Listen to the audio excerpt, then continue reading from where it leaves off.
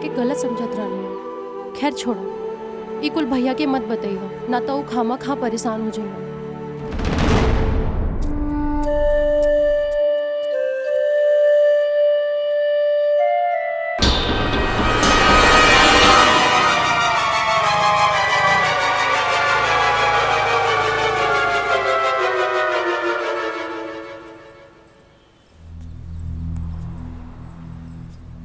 मालिक के बहन के दिल अगर नौकर पे अटकता त तहरा काहे खटकता? ना दीदी, खटकत नहीं खे। अगर दीदी कहले बाड़ू त जिंदगी भर साथ निभाए के वादा करा और अपन दीदी से कभी झूठ मत बोलिहा। हमका झूठ बोल ले बानी। हमरा सब पता बा। तू हमरा से यह झूठ कहले बाड़ू कि साहब तोहार देवर हमें। साहब तोहार देवर ना पति हमें। अच्छा ये बतावा, ऐसन कौन कारण बा कि साहेब तहरा के पत्नी कहे से मना कर देले? दरअसल बात ई बा कि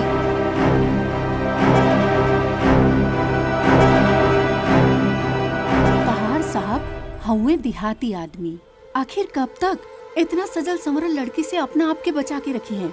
एक न एक दिन लड़की के चक्कर में जरूर फंस जाई हैं।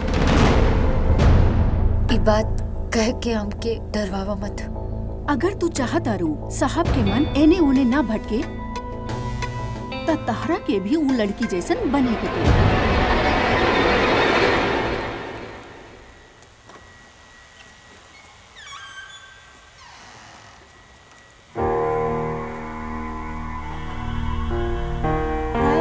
हाय, कैसन हो? ठीक है। इनका ना एकदम मॉडर्न बना दा। हाँ हो जाएगी। हेयर के एकदम कर्ली कर दे। हाँ, सुंदर लगे।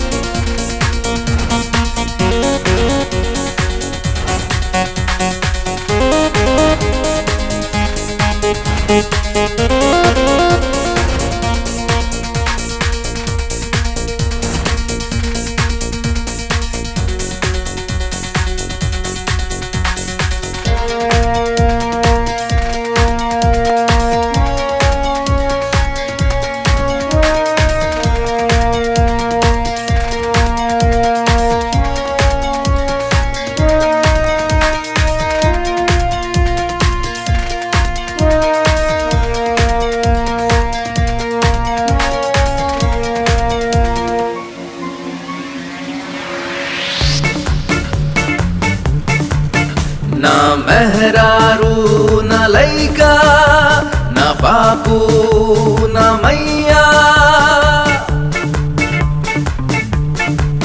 ना मेहरारू न लैका न बापू न मैया। हेलो भैया।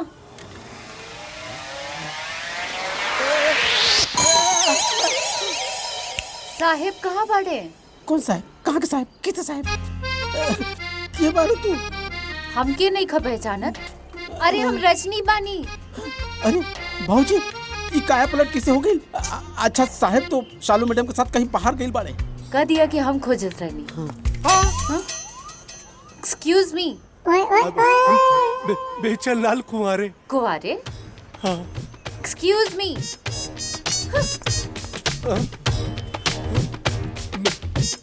कह रहे और का बोल के गई? कुछ कहत रहले कि बड़े नीमन लागत नहीं रहुआ। जेकरा के हमके रहल इंतजार, जेकरा खातिर दिल रहल बेकरार। तोरे मुंह से जौन तू कहत होवे ना बहुत गंदा लागता। तक एक्सक्यूज मी, कहाँ गइल रे?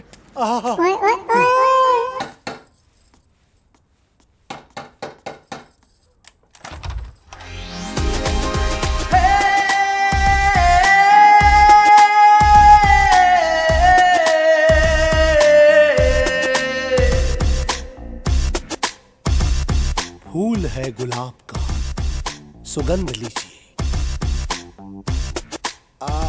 आशिक हूं आपका प्रियतमा, किसी और का न समझिए। आपके लिए बाबूजी, अरे अरे बाबूजी, बाबूजी प्रणाम। हम तोहार बाबूजी कैसे हो गई नी? ना है तो हो जाए। कैसे? बाबूजी जौन को पातर बेटा रहुआ जैसन बाप के और इतना खूबसूरत मेहरारू के छोड़ के चल गई है ओकरा पीछे रहुआ लोग दर दर भटकता नहीं। बाबूजी आज से रहुआ हमरा के अपन बेटा मान ली। ई तहार बड़प्पन बा कि अपने मुंह से ई सब बात बोलता रहा। तुम ही हो माता पिता, तुम ही हो प्रियतमा हो तुम तो। बाबूजी सच कही तो हमरा के बहुत तकलीफ होता। देखी ना जरा, देखी रजनी के फूल जैसन खिलल चेहरा कांटा हो गई बिया। रजनी आज से कौनो दिक्कत हो गए हमरा से कब हम आ गइल बानी। और जे तोरा जिंदगी से चल गई ऐसे बेवफा के भूले के कोशिश करा। जो चला गया उसे भूल जा, वो न सुन सकेगा तेरी सदा। हम बने हम बाबूजी का बेटा हैं, अच्छा बेटा। अब जवान भी काम हो गए हम वहीं से कहब। ए मौसा पाव लगी। ई लइका तोहरा के मौसा काहे कहला? बता हम पूछ क्या होता नहीं है बताइला। कहाँ गए ससुरा जौन बार बार मौसा मौसा बोल के भागेला, इतना बेइज्जती करा था। आज रजनी के सामने मौसा बोल के भाग गए ससुरा। रुकाई दरोगा के फोन करी तनी। हेलो का दरोगा है? एक छोट से काम बोलनी तो से वो ना भइल। अरे ओकरा के पकड़ा उ लड़कवा जवन हमके मौसा मौसा बोल के भागेला। अरे ई त हमहू समझा थी कि कोनो क्राइम ना हा। अरे लेकिन ओके पकड़ा ताकि उसे पता चले कि ओकर मौसी के हा।